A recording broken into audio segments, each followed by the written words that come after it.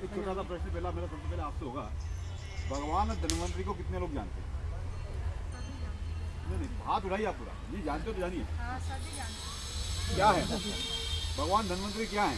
देवताओं के डॉक्टर, देवताओं के डॉक्टर और स्वास्थ्य स्वास्थ्य विष्णु भगवान के अवतार है। विष्णु भगवान का अवतार है, आरोग्य देवता है।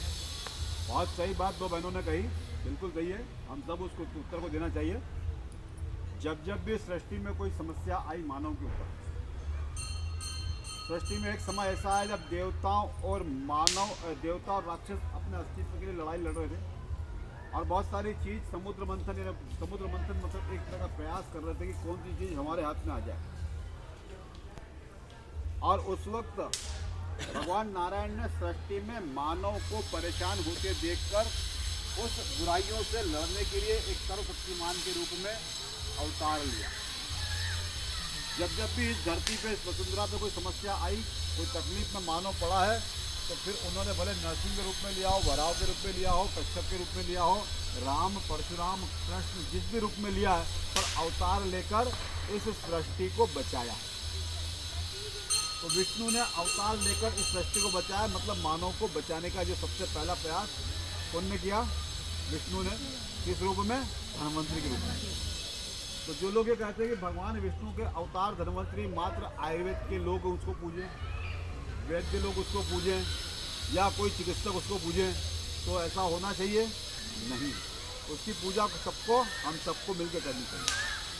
और आप अभी भगवान धन्वंतरी की तस्वीर को आप जो भी गौर से देखेंगे, किसी मंदिर में जाएंगे तो भगवान धन्वंतरी के चतुर्भुजधारी, विष्णु चतुर्भुजधारी, पर चार हाथ में चार वस्तुएं हैं। उन चारों वस्तुओं का महत्व भी हमको मालूम होना चाहिए। और जो चीज़ आज मैं आपको बता रहा हूँ वो आप तो सोच के जाएं, अपने परिजनों को बताएं, अपने आने वाली पीढ़ी को बताएं, हर व्यक्ति को बताएं कि भगवान धन्वंतरी कौन और क्यों। तो ब्रह्मा ने इस सृष्टि की रचना करी है। ब्रह्मा की सृष्टि की रचना के बाद देवताओं के वेद्य के रूप में यदि कोई स्थापित हुए तो धन्वंतरी हुए, पर धन्वंतरी विष्णु के अवतार के रूप में हुए। तो क्यों हुए, क्या हुए, उसके बारे में छोटी जानकारी। भगवान धन्वंतरी के एक हाथ में कलश है। उस कलश को क्या बोलते हैं? अमृत कलश। अमृत की बूंद पी लेने के बाद हमारा क्या होना चाहिए? अमर हो जाना चाहिए। तो आज तक इस सृष्टि में कोई अमर है क्या? नहीं ना।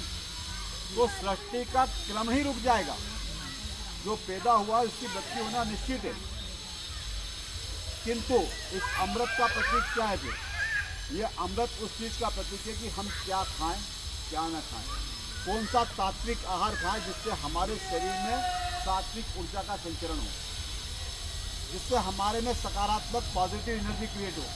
हम ऐसा क्या खाएं, क्या पिएं, कैसा रहें, कैसा अपने जीवन को जिए, कौन सी दिनचर्या, कौन सी ऋतुचर्या।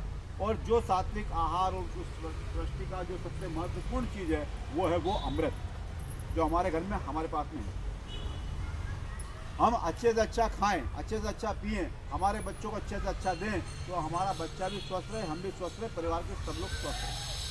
भगवान धन्वंतरी का पहला जो कलश का जो है वो हमको सबको समझना चाहिए कि भगवान धन्वंतरी सिर्फ आयुर्वेद के नहीं, सिर्फ डॉक्टर्स के नहीं, सिर्फ कुछ लोगों के तथाकथित लोगों के नहीं, वो सारे मानव के कल्याण के लिए जन्म लेने वाले, अवतरण लेने वाले एक देवता हैं, जिसका हम सब सनातन के जो भी भगवान को स्वीकार है वो उनका पूजन अवश्य है। ये हमारे में एक सात्विक ऊर्जा का संचार करता है।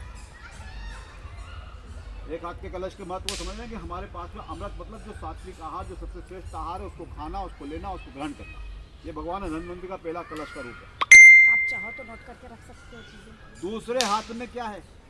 शंख। अब शंख क्यों? तो हमारे को शंख ये कि भगवान का शंख प्रिय है, भगवान शंख बजाते थे, भगवान के पास शंख होना ही चाहिए, उनका एक वाद्य है। किंतु ऐसा उसके आगे की कल्पना है। अभी कोविड के काल में आपने देखा, अभी भी डॉक्टर की जो हार्ट की लंग्स की समस्या होती है तो कहते हैं फुग्गा फुलाइए। फुग्गा फुलाने की एक्सरसाइज देते हैं ना, बहुत से लोगों ने देखा होगा। तो वो फुग्गा फुलाना कहें या शंख बजाना कहें, उस हमारे हार्ट को, हमारे फेफड़ों को मजबूत करने के लिए भी कोई हमारे पास में यंत्र है तो वो शंख है। शंख को हर घर में बजाना चाहिए। शंख की ध्वनि से एक पॉजिटिव एनर्जी क्रिएट होती है, एक वातावरण क्रिएट होता है। तो शंख हम बजाएं और उस पॉजिटिव एनर्जी को घर में पैदा करें, जिसकी आवाज़ से हमारे जो जितने भी बहुत सारे रिसर्च आज हो रहे हैं, उस रिसर्च के बाद में आपको समझ में आ रहा है कि शंख की ध्वनि भी बहुत सारी नकारात्मक ऊर्जा को दूर करती है। शंख का दूसरा महत्व, फेफड़े हार्ट मजबूत होने के साथ शंख की ध्वनि से ओंकार नाद जैसी एक आवाज़ निकलती है। मंदिर जाते हैं तो हमारे पुरोहित जी, पंडित जी हमको क्या करते हैं, शंख का जल हमारे हाथ में देते हैं, हम उसको पीते हैं। तो शंख के जल का पान करने से बहुत से रोगों की मुक्ति होती है। शंख के जल से पान करने से कैल्शियम की पूर्ति होती है। इसलिए शंख भगवान के हाथ में, दूसरे हाथ में शंख है। आज हम यहाँ बैठे हैं और ये यदि पथरीली जमीन होती है, तीसरा हाथ का महत्व बता रहा हूँ मैं, तीसरे हाथ में क्या है, कुछ जड़ी बूटी। हमारे दिमाग में जड़ी बूटी मतलब सिर्फ आयुर्वेद वाली जड़ी बूटी भंडार। तो जड़ी बूटी भंडार से मतलब नहीं है, जड़ी बूटी का मतलब है इस सृष्टि को पूरा हरा भरा बनाए रखने की जिम्मेदारी किसकी है? भगवान ने तो सिर्फ प्रतीक दिया है, जिम्मेदारी हमारी है। तो सृष्टि के अंदर हम इस सृष्टि को हरा भरा बना के रखें। वो तो बात की बात है कि उसके औषधि गुण हम पहचानते हैं। तो जड़ी बूटी हमारे लिए कौन सी औषधि है? आज हर घर में, हर आंगन में तुलसी होना चाहिए कि नहीं? तुलसी का प्रयोग करें, आंवले का प्रयोग करें, नीम का करें, बड़ का करें, पीपल का करें, इसकी पूजा करते हैं हम। ऐसे बहुत सारे वृक्ष हमारे लिए जो पूजनीय है। ये सिर्फ एक भगवान के हाथ में एक थोड़ी सी जड़ी बूटियाँ हैं, वो प्रतीक मात्र है, किंतु सृष्टि को हरा भरा बनाने की जिम्मेदारी हम माने। पर्यावरण का संतुलन करने की जिम्मेदारी किसकी है? हमारी है। पर्यावरण को हरा भरा बना के इसमें जल संरक्षण सब कुछ है। तो वो सब बातें हमारे पास में आती है, वो भगवान धन्वंतरि के तीसरे हाथ में। चौथे हाथ में आयुर्वेद जैसा एक शास्त्र रखा हुआ है।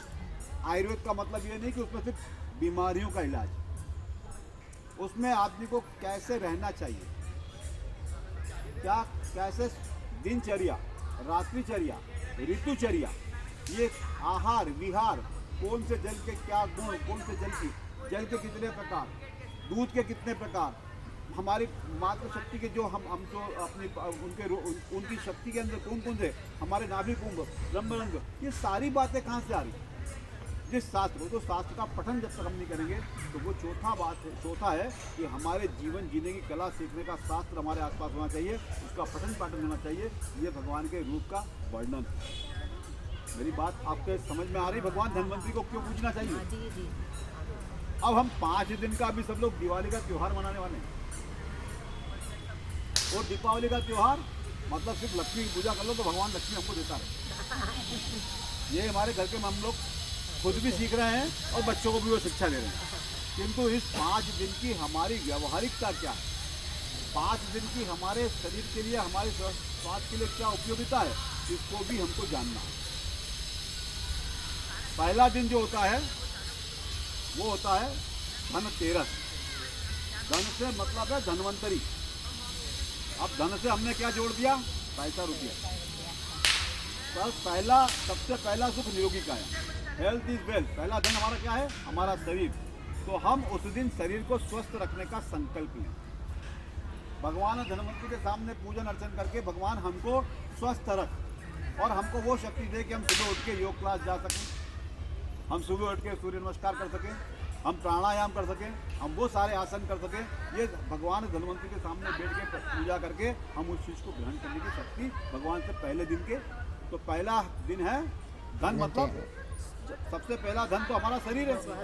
यदि शरीर ही नहीं तो दूसरे धन को इकट्ठा करके लेगा आदमी। चने है पर दांत नहीं है, ये वाली बात है ना। तो चने है तो दांत नहीं, पर हमको उस दांत को स्वस्थ रखने के लिए, शरीर को स्वस्थ रखने के लिए धन्वंतरि की उपासना पहले दिन का संकल्प। अब पहला दिन हमारा यदि स्वस्थ हो रहने का ले लिया तो जब तक हम स्वस्थ रहें उसके दूसरा दिन हमारा स्वच्छता भी उतना महत्वपूर्ण है। दीपावली की साफ सफाई करते हैं, शरीर का शुद्धिकरण करते हैं। रूप चौदस का दिन हमारा वही है कि समाज में जाने काबिल बनूं, समाज में जाने लायक बनूं। हमारे पास कोई गंदा मेला कुचड़ा आदमी आके बैठ जाए, कितने ही स्वस्थ हो, पर क्या हम उसको बैठने देते हैं या हम उसके पास बैठ पाते हैं? नहीं। तो दूसरा दिन की महत्ता हमारे शरीर को स्वस्थ रखने के लिए स्वच्छता का भी अभियान है। वो स्वच्छता हमारे शरीर